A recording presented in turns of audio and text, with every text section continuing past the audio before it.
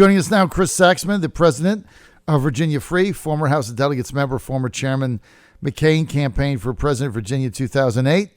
Chris, great to have you. John, good morning. How are you today? Never better. So, very quickly, the president's tweet, I just find it fascinating. I really do, because it's such a game changer of not what he said, but how we're now communicating with foreign leaders. I mean, that was a pretty threatening email he sent out, all in caps. What say you? On Iran? Yes. Well, Iran is in a very, very difficult position internally. It cannot afford to continue its foray into foreign policy expansionism. There's a lot of protesting going on in Iran. Their currency is through the floor. You know, Mnuchin, the Secretary of Treasury, came out, I think last week before, and said, we're going to try to get waivers so Iran can sell its oil. They're hurting right now. And this is just a way that is new for American foreign policy for a president to publicly say, in no uncertain terms, don't go there. And he's pushing back, and they got the message. You know, they're hurting right now. They're not in a strong position. Nor is Russia, nor is China, nor is Germany. This is why the president is using economy or economic power as his primary thrust in foreign policy. Now, let's get to the Saudis here, and then I'm going to transition into domestic gas. The president jawboning the Saudis. He's been very good to the Saudis. Obviously, for first foreign trip, he went there. He's had Prince Salman, Mohammed bin Salman, at the White House, I think, 2 times, and he's kind of looked the other way where MBS has tried to consolidate power and things of that nature. So he's been a very good ally to the Saudis. So he jawbones the Saudis and says, "Look, I need you to release more oil onto the market." So they increase production, they do it, and nobody buys it. Now what? Well, and there was several things there that led you to believe that the energy sector needs to be understood by American the electorate more so than it is. We're sort of glossing over it. Gas prices are up right now. They're up almost 60 cents when Trump was elected. So he feels some pressure on that. It is driving inflation. So when he asks the Saudis for more production, and he is thinking about releasing some of the strategic petroleum reserve, it shows you that there's a potentiality in the midterm elections that energy prices might play into it. I mean, say what you want to, with wages going up, if it's being eaten up by inflation, it's going to hurt. And, you know, this is why I think the president has also been a little bit more aggressive than most presidents on the Federal Reserve, raising interest rates. This is what erodes the money going into the pockets of the average worker. And this is he won on that, you know, those issues. So it's all part of it, and we need to see the bigger picture here. So I think Trump had a big victory in Helsinki on the Nord Stream 2 pipeline. He said he opposed it, like Obama opposed it, but it shows the weakness of other countries when it comes to their own economy. And Germany is a little exposed in this regard. And we have to understand that this is what drives the economy. Oil and natural gas production at home has made our country far safer. And for a lot of the policies that the president is pushing right now, it's a good thing. So tie that back, Chris, into our gas and energy situation here locally. Well, if you remember, 10, 12 years ago, energy prices were through the roof. I mean, Michael Steele at the Republican convention in 2008, drill, baby, drill. People associate that with Sarah Palin. It wasn't Sarah Palin. It was Michael Steele, Lieutenant Governor of Maryland.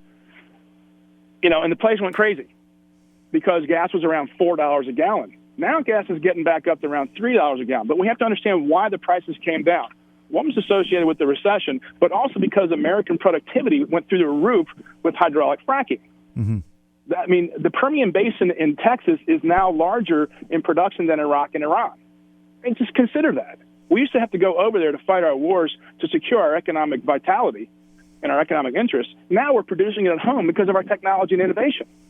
It's changing the game. It's changing the geopolitical landscape. And Germany's a predominantly export-driven, manufacturing-based, export-driven economy that relies on lower energy costs. That's why they need this natural gas coming in from Russia. And this is why, Putin, if you remember, I think we've talked about this on your show before, he wrote a thesis before he became president that he was going to recreate essentially the Russian Empire through development of oil and natural gas resources. That's his whole game plan. That's his strategy. And Trump knows this, and he's blocking him. What he said relative to the election was bad, but this is Putin's economy.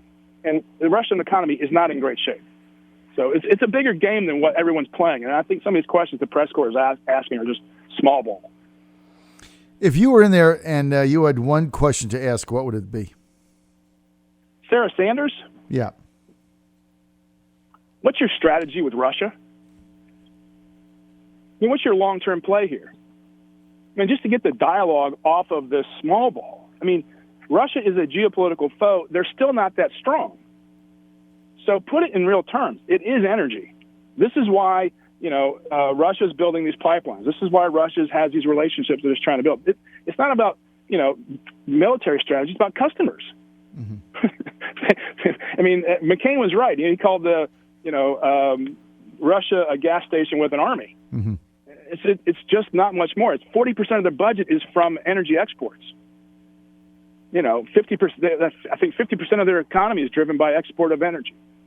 And their budget is directly tied to it. How they pay their pensions is directly tied to that. And it's hugely important in their domestic politics. But we gloss over that in America because we go, he threw the election. Okay, if that's your point of view, fine. But going forward, energy prices are around $3 a gallon now on regular, and we're still worried about this X, Y, and Z. But the president is. He's weighing in on it because he knows it's a liability if gas prices keeps going up. So what about U.S. energy production? It's up. I mean, it's staggering.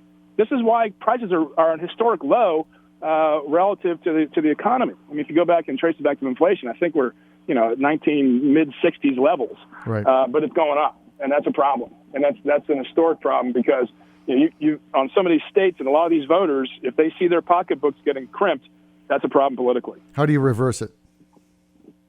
Supply. I mean, the price is driven by supply and demand.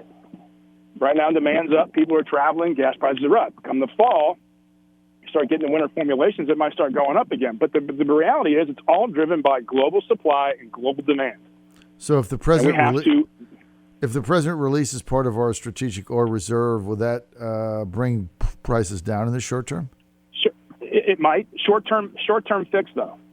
It's a $660 million barrel reserve.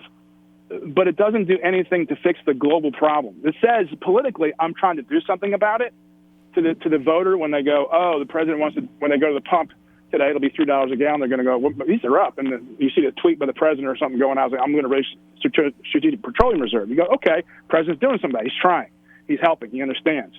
But it won't change the basic underlying global economics. It won't. All right. Chris Saxman. Thank you, man. Great insight, Chris, as always. Be sure and call in tomorrow. We're at The Boys Are Back in Town, Chap Peterson World Headquarters, Fairfax. They'll be looking for you tomorrow, Chris. Chris Saxman, Virginia Free. John Fredericks. Thanks for being with us. Keep it right here.